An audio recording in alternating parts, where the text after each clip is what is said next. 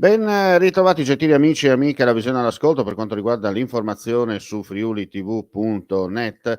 Dunque andiamo a vedere le ultimissime, ne abbiamo già dato notizia questa mattina attraverso il nostro sito e le pagine social collegate, perché l'autostrada A4 è chiusa dalle prime luci dell'alba nel tratto dei lavori per la terza corsia tra Latisana e Portogruaro in direzione Venezia per il cedimento del manto stradale. La segnalazione è pervenuta alla concessionaria Autovie Venete verso le 4 del mattino. Giunti sul posto, i tecnici hanno constatato il pericolo con immediata chiusura e uscita obbligatoria alla Tisana.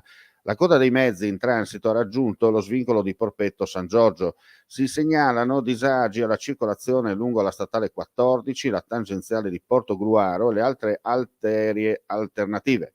In corso la verifica della staticità per avviare il successivo intervento di sistemazione dell'asfaltatura. Andiamo sul lago di Cavazzo per quanto riguarda le novità. La direzione regionale alla difesa dell'ambiente continua ad affrontare le diverse problematiche che emergono in Friuli Venezia Giulia, ascoltando sempre il territorio e i cittadini. Il laboratorio, istituito appena nel 2019 grazie alla legge regionale 13, sta valutando le migliori soluzioni per riportare il lago di Cavazzo alle condizioni di naturalità, garantendo l'utilizzo sostenibile anche a fini turistici in conformità con il piano di tutela delle acque. Lo ha affermato a Trieste l'assessore alla difesa dell'ambiente, Fabio Scocimarro, nel corso dell'audizione convocata dalla quarta commissione del Consiglio regionale per approfondire l'intera tematica.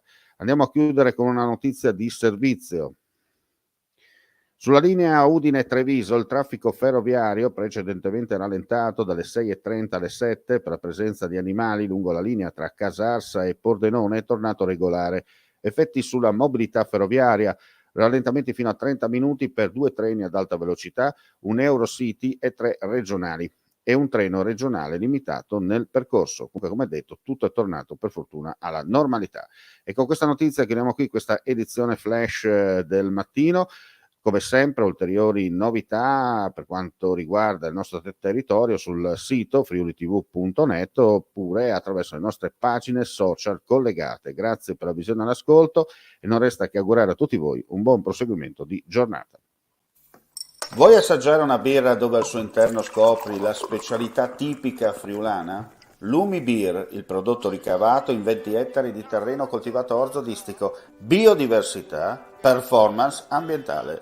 Lumi Beer nelle sue 5 versioni disponibili, 4 per consumo veloce e dissetante e la versione Magnum per intenditori. Lumi Beer si abbina a qualsiasi palato. Lumi Beer è un prodotto esclusivo Azienda Agricola Pancera, il buon seme, i buoni frutti.